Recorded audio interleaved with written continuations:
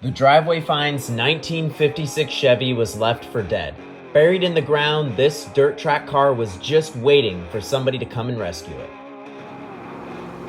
We brought this thing home, cut out the old, nasty plumbing pipe roll cage out of it, threw in a big block Chevy, and we even topped it off with a big 671 Supercharger. In the last episode, we mounted the steering column, redid all that nasty old front suspension. We threw in a Chevelle 12 bolt in it and even put in some 410 gears and a posi. Now watch us and see if we can finally make this 56 Chevy run after years in the making. I'm going to start on the fuel system. I'm going to start by getting these nasty old rusty fuel lines out of the way to make room for, we're going to mount a fuel pump somewhere, and then we're going to put a filter obviously. And that's gonna go up to our carburetors. It's a lot easier sometimes, instead of trying to snake this fuel line all the way out the back, it's easier to just cut it if you can. Oof. Probably some, wow, there's actually fuel dripping out of this. And it is like brown. That is crazy. That is probably some leaded gas right there. Wow, I did not expect that.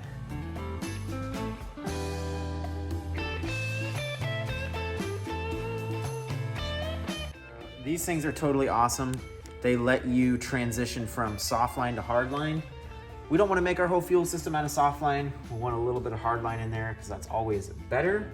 So I'm going to weld this guy to the frame as I try to Sharpie mark through all the mud and dirt. That'll work. So you ready to weld? Yeah. Or are you gonna ground? Oh.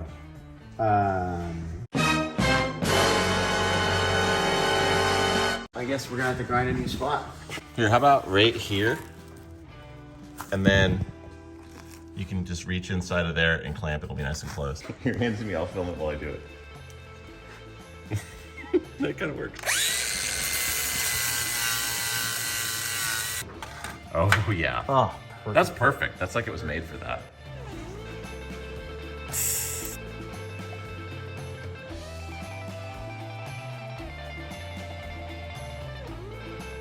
Hit fuel line here. It'll come down. And then 45 up, hit a clamp right here, come, and then roll on top of the leaf spring to another clamp, and then it'll hit the fuel pump.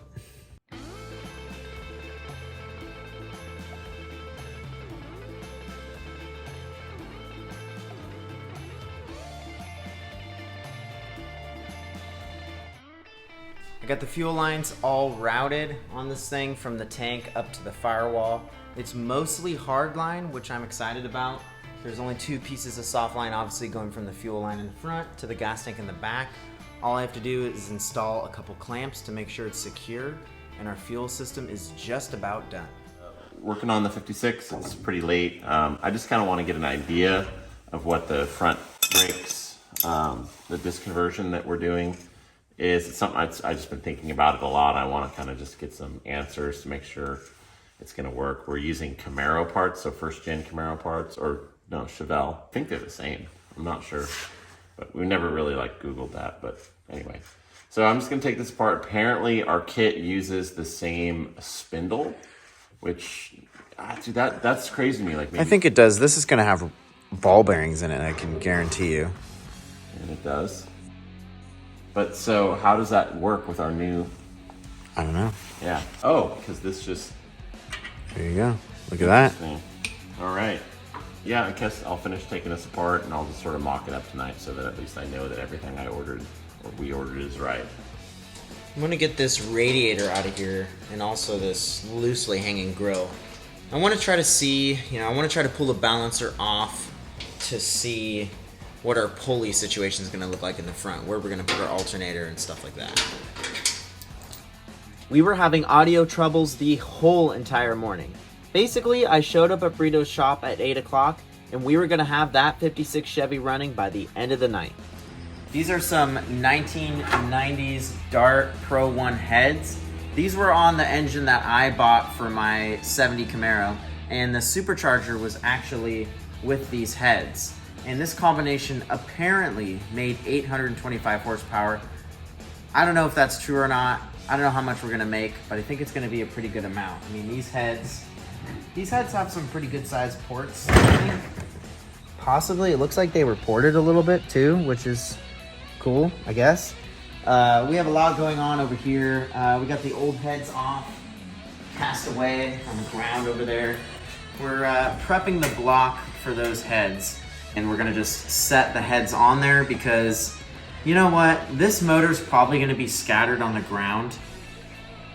And we kind of want something like that. We've never done that before, and it'll be fun to really blow something up, as long as it doesn't mess up the blower.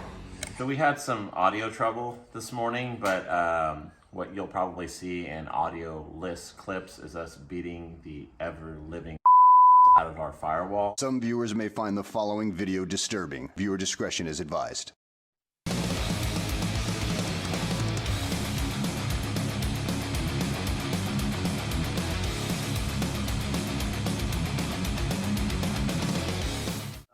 This side's actually like beat nicely. That side, not so much. Our engine does not fit in this engine bay.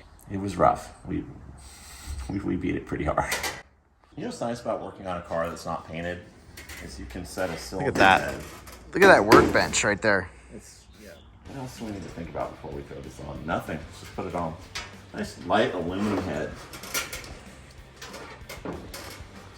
Everybody has a different way they grab them.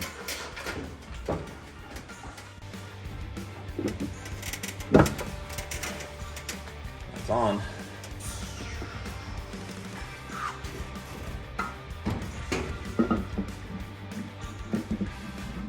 No, this is like really, where is it?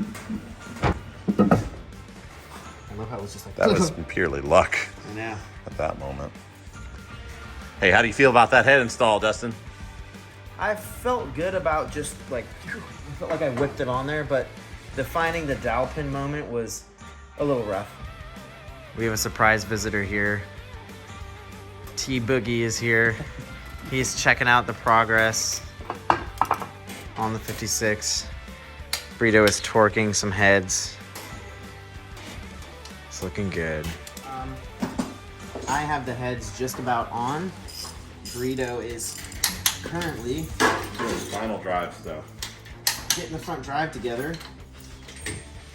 He still would like to make this run today. Even if it's just for 2 seconds. It's 2 seconds of glory. The heads are finally installed on the big block for the last time. At least until our 2-bolt main big block absolutely shoots a rod to the moon. We are installing some random rocker arms that Burrito got for free on our big block Chevy. Hopefully they will clear our amazing Pro Stock valve covers. Oh, we should try that. We'll be fine. Anybody have experience with Omega rockers? You know what we're gonna do? We're gonna answer those people's questions right now. Anybody have experience? Like every one of them's like, anybody ever heard of these? Like, what's going on? Are these any good? What are these? Like, do these even work? Am I all right to run these? So it's 6-year thread with 3 answers. Here they are, the sketchy, weird, nobody's ever heard of them Omega rocker arms. Let's see how long these things survive for. I'm going to go through and adjust the valves. These all need to be a certain preload. So I'm going to go through when the exhaust just starts to open, I'm going to adjust the intake. And when the intake just starts to close, I'm going to adjust the exhaust.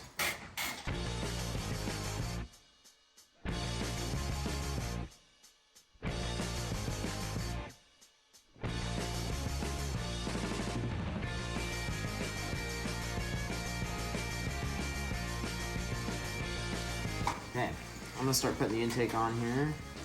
We got all the valves adjusted. We're just gonna start putting the exhaust on. So I'm gonna start doing my nice little bead here. Always put a lot in the corners because you can have it squish out. and you can trim it off later. This thing's like really coming together today. I mean, this is like a lot of work we've done in a day. We're just ambushing this thing. Ambushing it.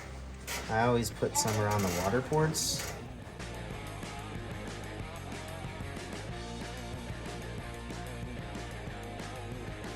Take two. Okay, here we go.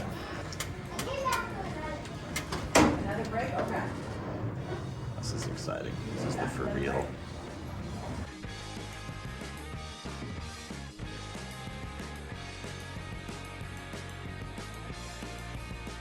We're gonna turn this thing over for the first time Maybe. with the starter, maybe. We don't know if it's gonna work.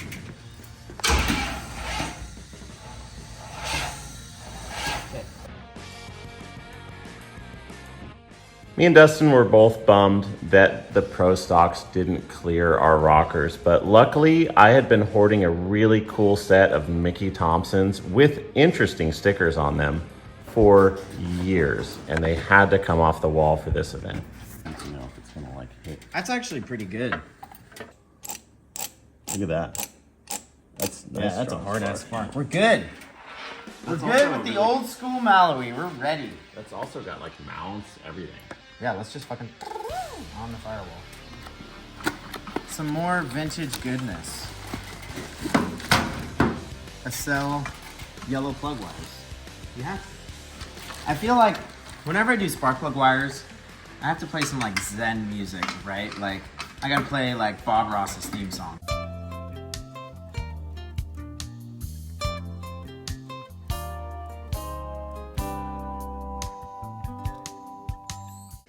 We thought our hopes of getting the 56 running that night were over.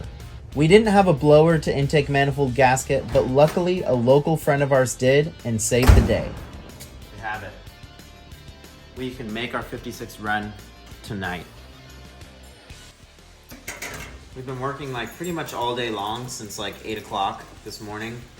Definitely made some headway. We're gonna set the supercharger on for the 17th time and struggle with it like we have every single time. Of course, than any other time. Oh, now the car's rolling. Okay. Wow, we really butchered this. We really fucked this one. That's gonna be easier this time. You do the fender set if you need to. Can I do it? I can do it. You just manhandle it? Yeah? How? It was just manhandled. Really hope I don't feel that tomorrow.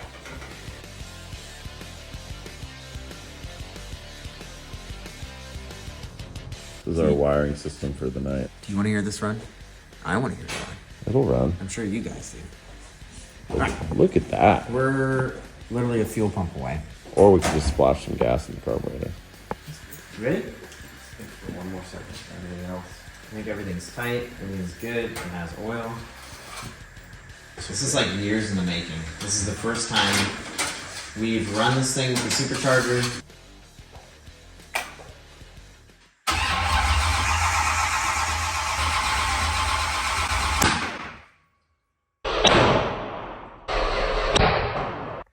I'm not even kidding. I just want you guys to know that that was literally as loud as a gunshot. I'm good. Ever wonder why all these hot rod guys are deaf? What happened was, when we had the motor on top dead center, we installed the distributor 180 degrees out.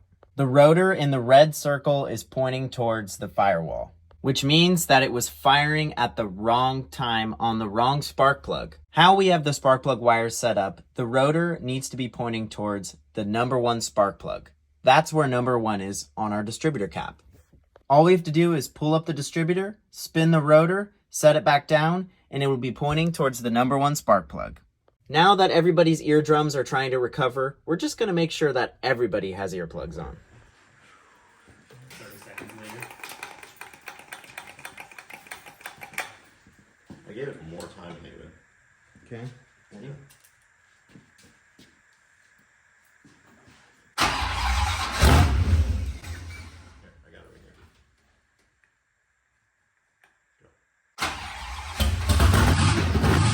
Go.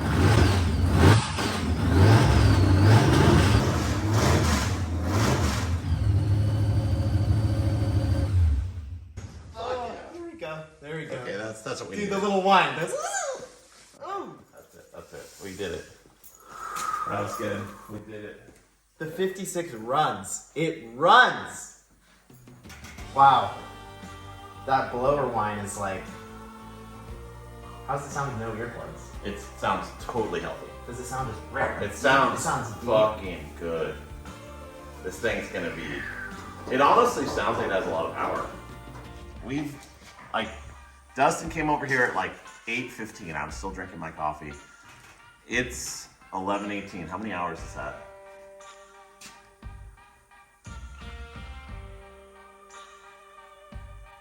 15 hours. But we also like ate lunch. We ate lunch. We went. Let's just say 12 hours. A solid 12, yeah. But it runs. We finally ran this thing after years, and now we're thinking about driving it. We have some stuff to do, some brake stuff, but we literally just took 8 o'clock in the morning today and knocked this thing out. And it is midnight, the same day. We swapped the heads over, we put the supercharger on, the exhaust on for the final time, intake. We just basically took everything out of mock-up mode and finally finalized it. Starter, went through the distributor, finished the fuel system. We found out that our brand new fuel tank has a factory installed leak. Yeah. All the front drive stuff. But this thing sounds good. I mean, this is literally like what we've been waiting for. Yeah. The whine of the supercharger belt is just like, oh, finally. Like, we've been dreaming of this. We've been just waiting. So our plan is to take this thing to a car show that's 2 weeks away because it also has a cruise. We want this thing to be on cruise night. Forget the hood. We're leaving it at home. We want to take this thing on the cruise, and we want people to just go, what the heck is this thing?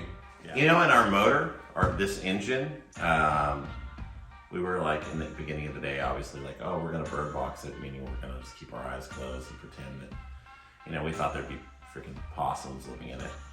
But it was good. Like the motor's not bad. Literally no red flags. Totally fine. And now we've heard it run with the supercharger, which will probably drown out all of the other noises that would make us think that it's not going to run well. Yeah.